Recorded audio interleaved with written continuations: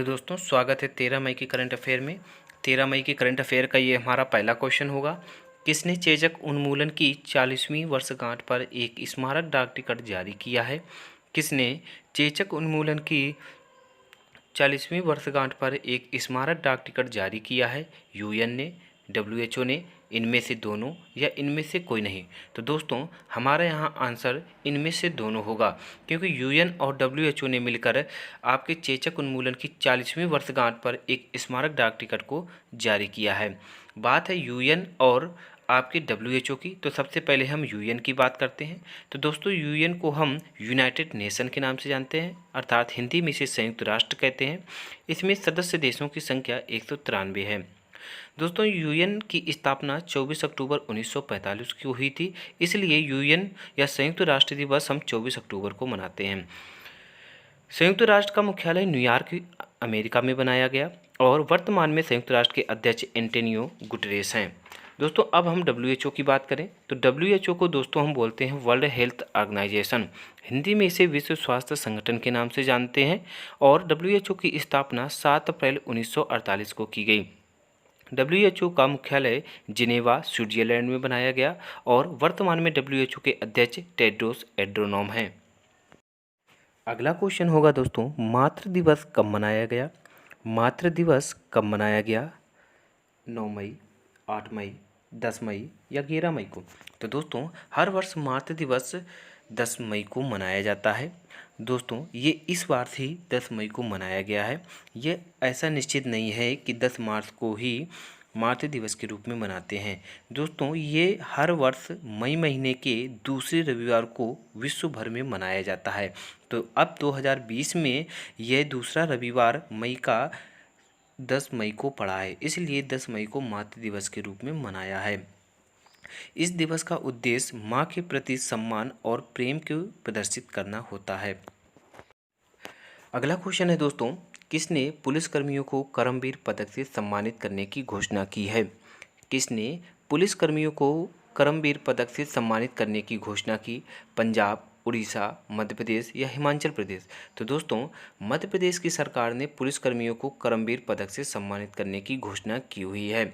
बात है मध्य प्रदेश की, तो मध्य प्रदेश की राजधानी भोपाल है।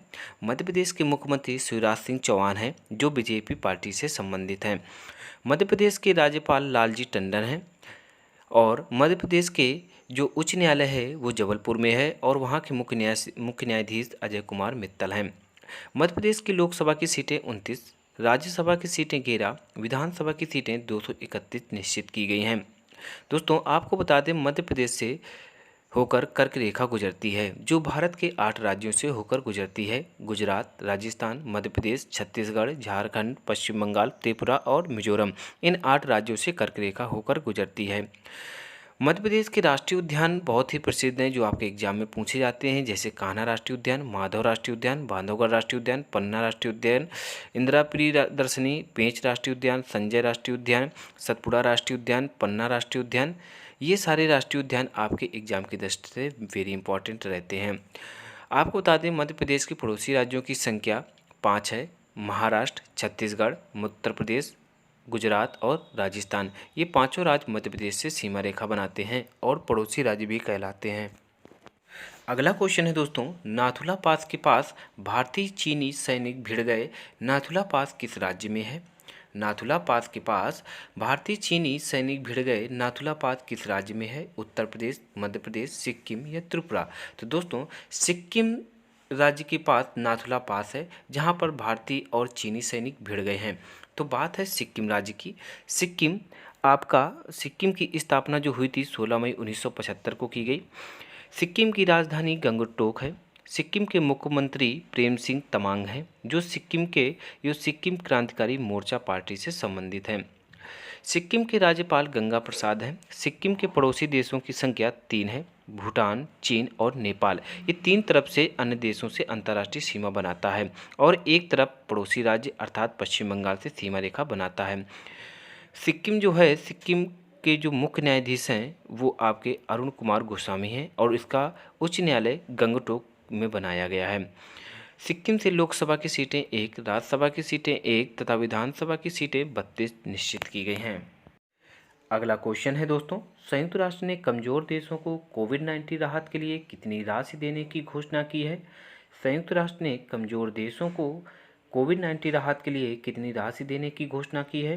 $5 बिलियन, $5.7 बिलियन, $6 बिलियन या $6.7 बिलियन। तो दोस्तों $6.7 बिलियन संयुक्त राष्ट्र ने कमज़ोर देशों को राहत के लिए, जो कोविड-19 से संक्रमित हैं उनको राहत के लिए इतनी राशि देने की घोषणा की हुई है।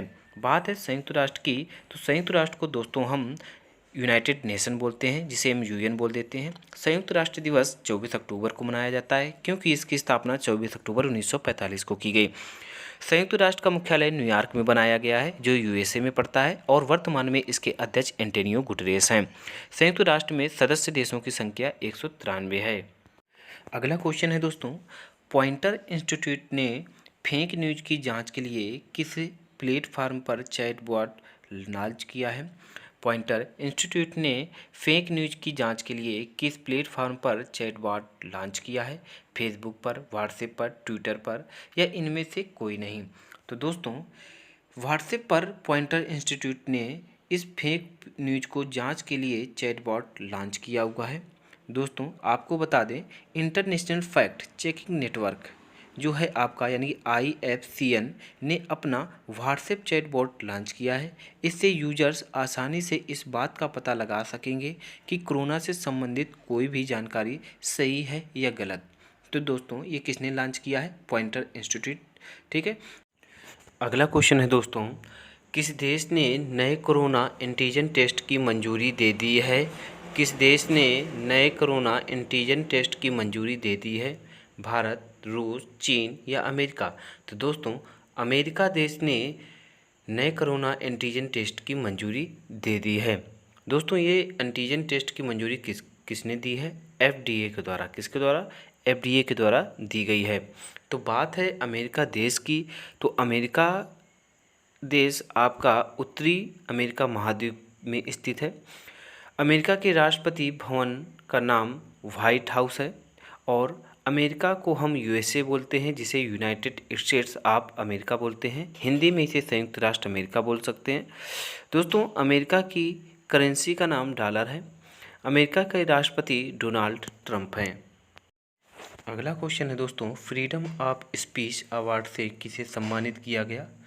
फ्रीडम ऑफ स्पीच अवार्ड से किसे सम्मानित किया गया? सिद्धार्थ वरदराजन को, सौरभ गांगुली को, रवीश कुमार को या कुमार संगकारा को? तो दोस्तों फ्रीडम ऑफ स्पीच अवार्ड से सिद्धार्थ वरदराजन को सम्मानित किया गया है।